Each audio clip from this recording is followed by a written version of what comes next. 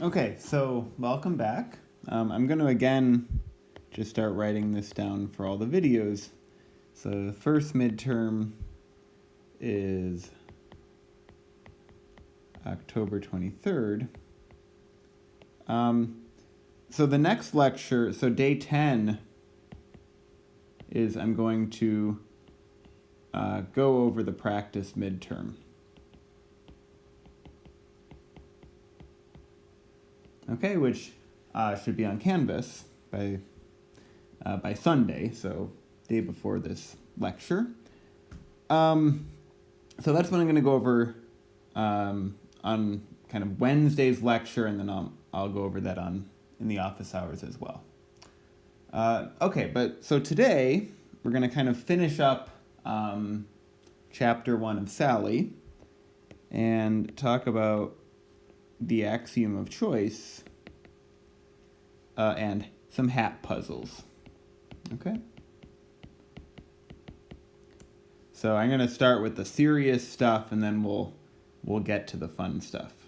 Okay, so what is the axiom of choice? So I'm just going to tell you kind of what it is and then say a little bit about it. Okay, and why it's kind of useful. So we have a collection.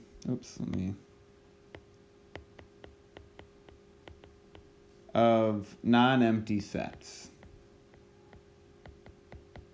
Okay, which I'm just going to say are A, so the sets are A sub I, indexed by I. Okay, so this just means for any element in I, where I is some set, I have another set A sub I. Okay, so let me just give you an example of this. I could look at the intervals, negative x plus 1, x plus 1, where x is in the real line. Okay, so we kind of know what these things look like. I have x, and then I guess I made the open interval, so, not negative x plus 1. Sorry, I just meant, let me erase that. I meant x minus 1. Okay? So this is x minus 1, x plus 1, but I'm picking this for every single, so there's a huge number of these intervals. They're all unit length, but I've chosen one, or I have one in here for every element of the real numbers. Okay? So a choice function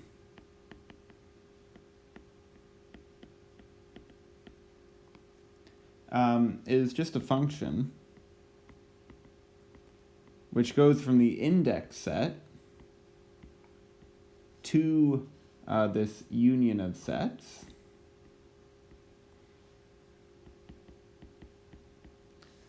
So that if I take phi of I, it's inside the set AI for all I in my index set. Okay? So in other words, what I've done is I've taken for anything that I'm indexing, I'm choosing one element. So for every little I, I'm choosing an element in the set A sub I. Okay? Of course, it could be, these sets might overlap, so you might be in many A sub I at once, but the condition is that you have to be inside there. Okay? So for example, that we saw just now, the union of these intervals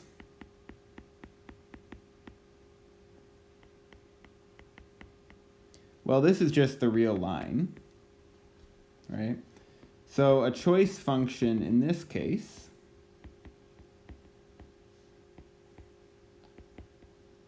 is any function, so f, which goes from the index set, which is just the real line, to the union, which as I said is the real line, which sends x to something, I'll just say something, inside the interval x minus 1, x plus 1.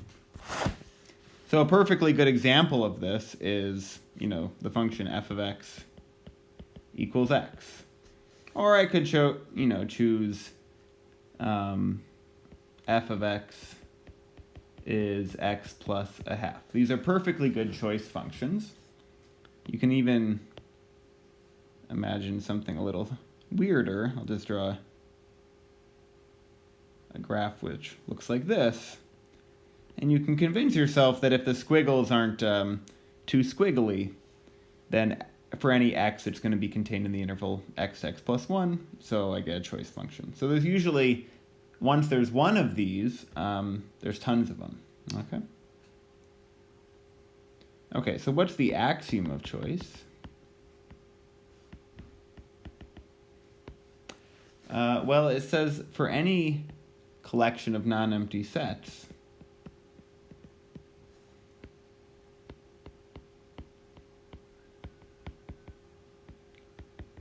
there is a choice function.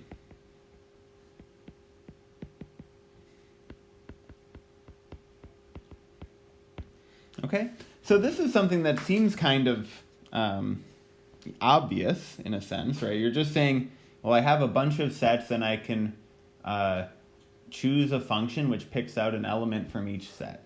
Well, it turns out that this is I'll say, intuitively obvious.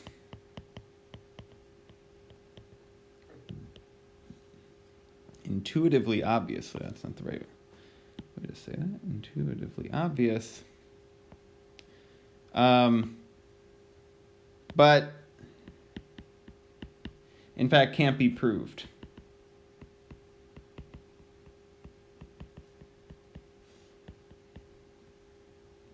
Proved using kind of the usual axioms that mathematics relies on. So it's kind of remarkable. So we're not going to really talk about, the whole axiomatic system. But, everything that we've kind of seen before about like sets and constructing functions might lead you to believe that you could just prove this, right? Given some, just come up with a clever function. But it turns out that you can't, and you just need to assume it to be true. And actually there are mathematicians who do mathematics without the axiom of choice, and it's kind of interesting to see what you can get from it and what you have to leave out. So let me just give you kind of one to show you that this is a very non-trivial axiom. So this implies, actually it's equivalent to the well-ordering principle. So we saw well-orderings for the natural numbers. That just meant that every single set of natural numbers had a smallest element. So what the axiom of choice implies is that any set has a well-ordering. Meaning any set has an ordering where every subset has a smallest element. Which is a pretty crazy thing to think about. So I would just say, try thinking about R. You have the real numbers. How can you possibly come up with an ordering so that any single subset of the real numbers has a smallest element? Totally not obvious. Okay. So that's so that's the serious part. Let's get to the fun. Okay? So we're going to see how the axiom of choice lets us solve puzzles about hats, which is really what I'm sure people were caring about when they came up with it. Okay, so let me do a warm-up first. I'm going to bring it up here. Okay, so these are really like hat slash prisoner puzzles. Okay, so I'd like to just do the first one, which with 4 people. So here's the setup. There's 4 prisoners. Usually it's always people in, all of these puzzles are just people who are in prison and are going to be executed or set free. I don't really want to get into any details. For this class, they just want to figure out who's wearing what color hat. Okay, just as a goal in of itself. Okay, so here's kind of the one situation. There's 4 people. This is a wall. Okay, so this person is blocked off from the other 3. Okay, 4 people. All looking one direction. Not too happy about their situation. And they wear, you know that there's 2 black hats and 2 white hats that they're wearing. Okay, but they don't know who's wearing which one. So they don't know who is wearing which color. Okay, so I'll just put some hats on. Okay. It could be like this, but of course you don't know, where the black and white hats are. You just know that there's 2 of each. Okay? And now the goal is for a prisoner to say the color of the hat on their head.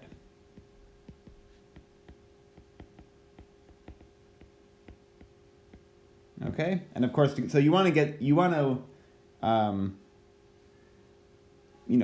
can't look at your own hat, but you want to be able to guess what it is. Okay? So the rules are also, you can only look one way, so only look forward, and no talking, any communication between the others. Okay? So the question is, can this be done? Okay, so I'm just going to pause. Think about what can possibly happen. Remember, there's no talking, you can only look forward, and none of, maybe I should label this, none of D, C, B can see the color hat that A is wearing. Okay, so I'm going to pause here. Okay, so the answer here turns out to be yes. As you can guess, it would be a pretty bad puzzle if I said, nope, can't do it, that's it. So how does this done? So let me first say, right now in the picture that I have, there's a person who can make a guess, right? And in particular, I guess my arrow went to that person naturally. So D, in the above picture, D knows the hat is black. Okay? And why is that? Well, he knows that there's 2 white hats and 2 black hats, and he sees 2 white hats. Okay? So when I said look forward, I should probably be a little clearer. So D can see C, and D can see B. So you can see 2 white hats. There's 2 white hats, 2 black hats, I'm done. Okay? So when can D not do this? Well, of course, D maybe I'll change the picture. So if the picture was more like this,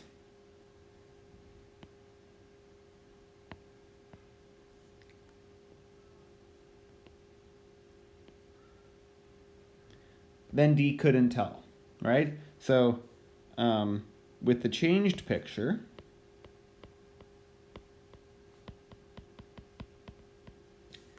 D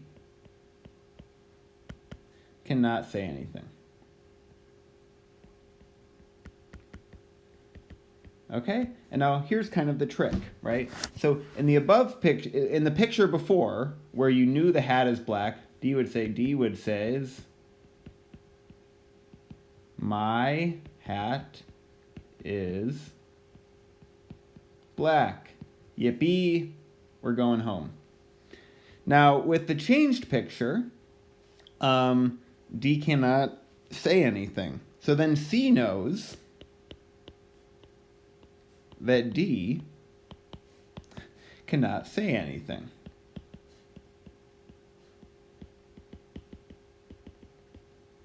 This means that C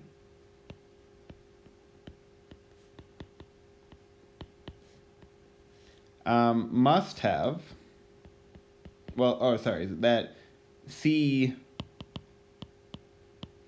and B, that C and B are wearing different colored hats.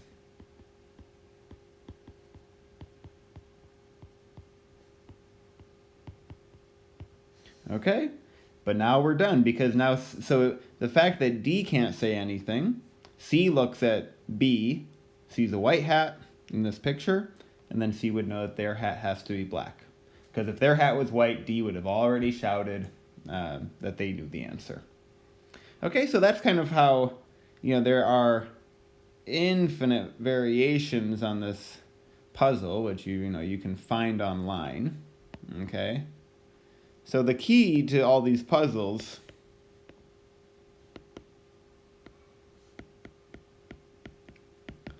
is that there's kind of secretly more information than you would expect.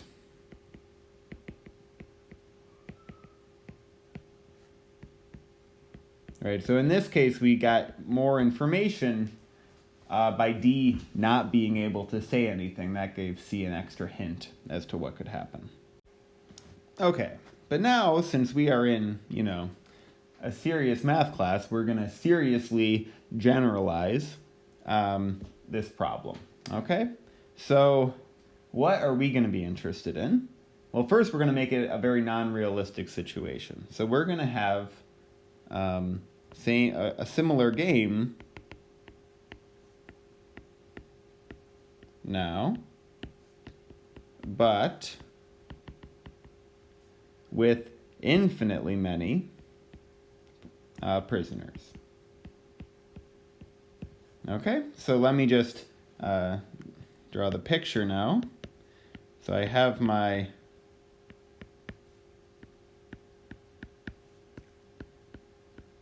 line of prisoners. I guess I'll call prisoner 1, 2, 3, 4, and so on. Okay, so now we have just indexed by the naturals. So we have prisoners indexed by n. They, again, can only look one direction. My pictures are getting worse and worse. They're all wearing hats that are either black and white. So maybe I'll write this. So all wearing black, white hats.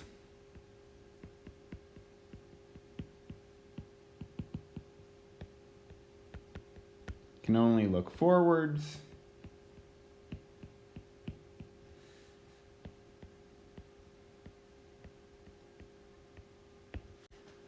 So even worse, they can't hear the answer or the guesses of the other prisoners.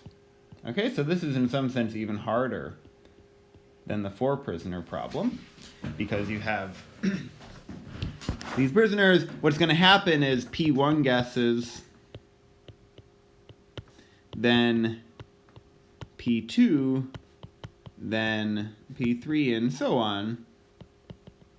The prisoners cannot hear what the previous guesses were, but they just say black, white hat, or white hat. And what they're allowed to, and, you know, if they're right, they're happy. If they're wrong, I don't know, they have to do some cleaning. Okay? So, but what they are allowed to do is that they can meet beforehand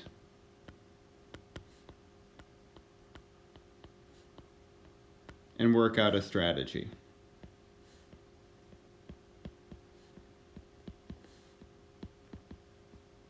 Okay, so they're allowed to meet beforehand, work out a strategy. Let me say what the goal is going to be: only finitely many prisoners die.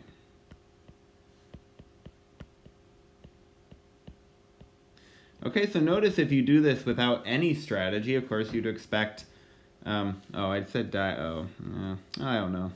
Die / do some chores. Okay, so you might expect half of the people would go free, half of the people would guess incorrectly, right? That's just, maybe I'm gonna change some hat colors, right? If there was no strategy beforehand, that's exactly what happened. So it would be pretty remarkable if you can meet beforehand and work out a strategy where only finitely many of the people are going to die, especially since you can only look forwards and you can't hear what anybody else says. Okay? So let's see how you can do this. And as you can maybe guess, it's going to be kind of tricky because the answer is going to involve the axiom of choice. Okay? So I'd like to maybe keep that picture if I can. So let's try. So here's the solution. So the first thing we have to do is make this a little more mathematical. So we're going to say that we're going to make the sequence of black / white hats is going to be identified with a sequence of zeros and ones.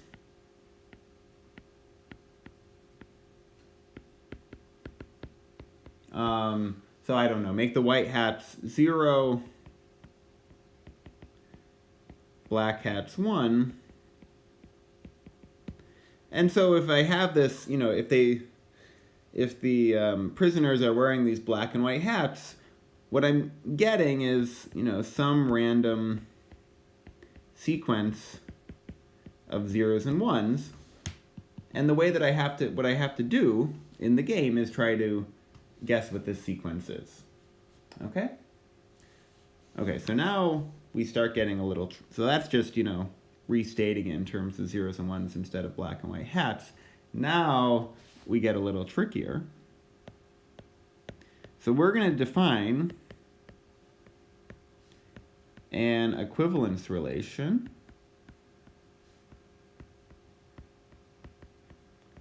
on the set of such sequences. Okay?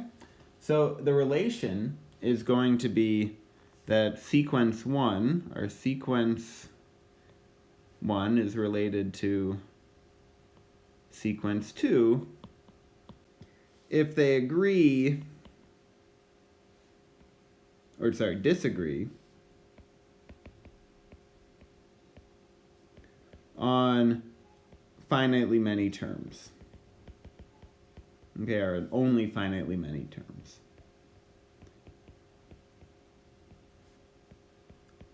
Okay, so here's an example, right? So what I'm saying is you have, maybe here's one sequence, 0.000. Yeah. Now, what are the sequences that are related to this sequence? So this might be my S1. Well, S2 could be, 0.011011010 something, and then at some point, it has to just be zeros afterwards, right? So the sequences related to this one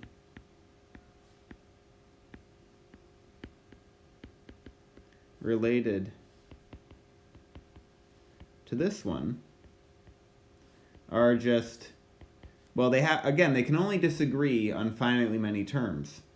So they're just the sequences that eventually are all zeros. Okay? And you can do this for for any single sequence you want. You give me a random sequence of zeros and ones, I can say the things that are equivalent to it are, well, they're allowed to disagree on the first 10 million terms, but at some point, they have to agree. Okay? So, since we are doing equivalence classes, let me just check that this actually is an equivalence relation. Okay, so check. This is an equivalence relation. Okay, well, reflexivity is clear, right? Because S1, two sequences agree on, if they're the same sequence, they agree on every term. So that's it. Similarly, if S1 and S2 disagree on only finitely many terms, then S2 and S1 disagree on only finitely many terms. So that's symmetry.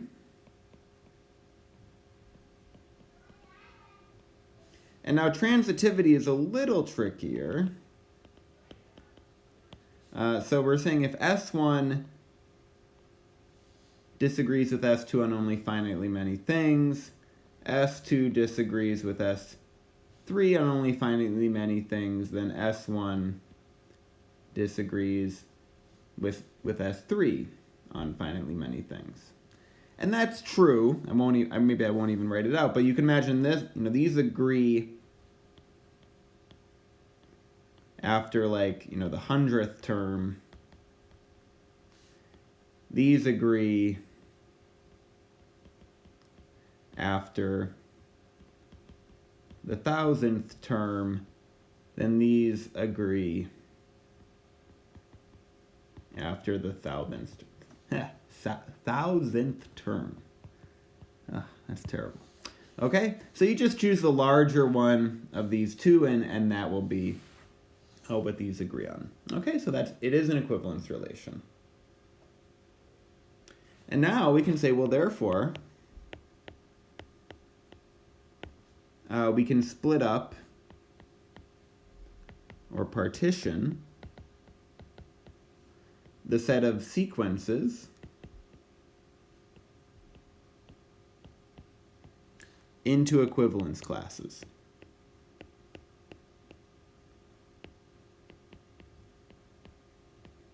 Okay?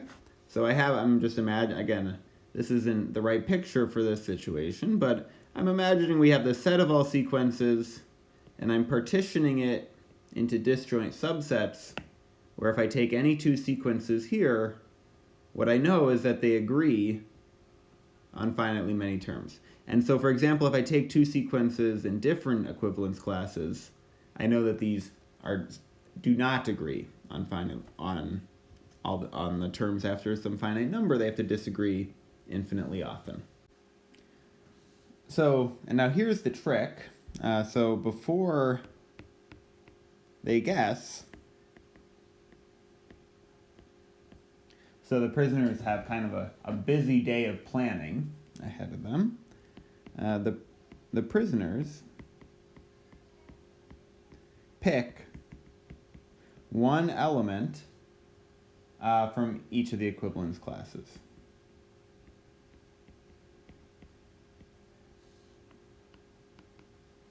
So in other words, they make a choice of each element. And what that really is doing, of course, is just using the axiom of choice. So the prisoners pick one element from each of the equivalence classes using the axiom of choice. Okay? So in other words, they have, so for each class, they've each chosen a representative sequence.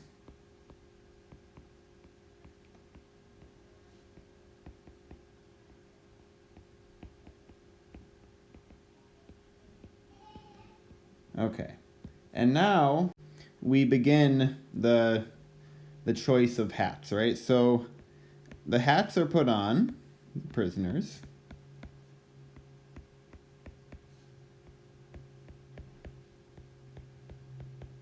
So they each have a hat on of some color. They can only look this direction. But notice what this means is that, so each prisoner can only see one direction. But this is enough to know the equivalence class.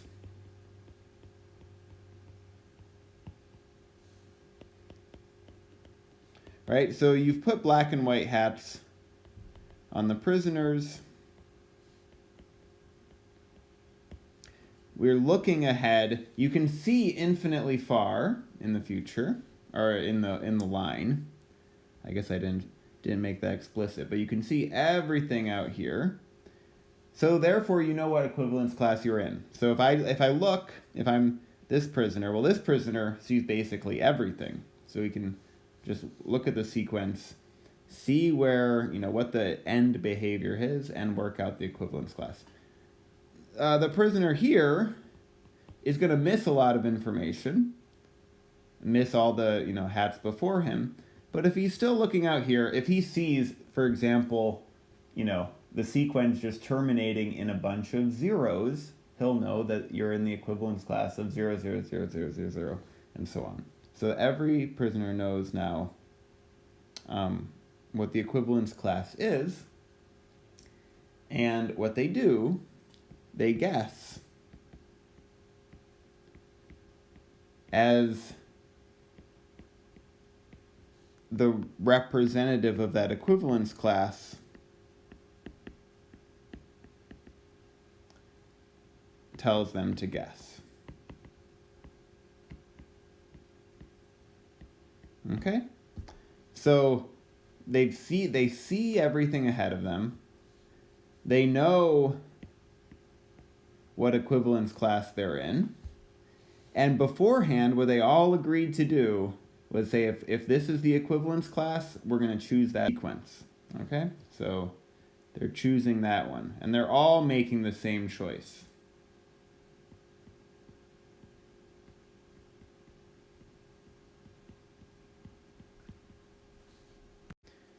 So now the guessing begins.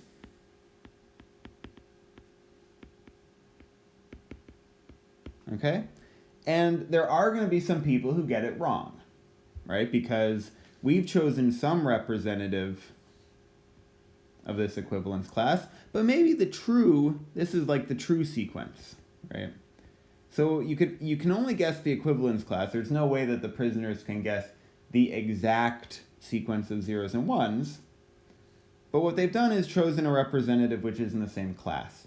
And now the guessing begins, and the difference between these is only finitely many. They only differ in finitely many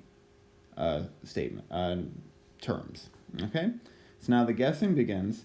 The prisoner's choice of sequence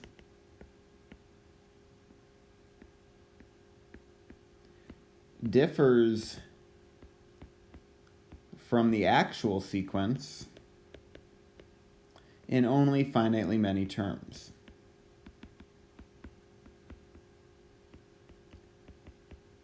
Finitely many terms since the equivalence classes match. Okay, so you can imagine you're trying to guess the sequence of zeros and ones. You can't do that, but what you hope is that you can guess the same equivalence class. Once you've done that, and it turns out you can do that, they disagree in only finitely many terms, and therefore, almost all the prisoners are happy, which is good. So since equivalence classes are the same.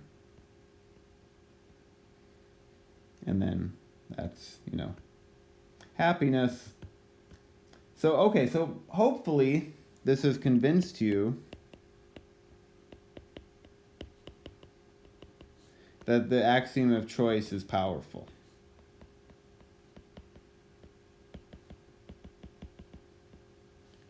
Okay. And we might see later some other applications which will show you how powerful it is. So, okay, that's all for today. Thanks. Oops. Let me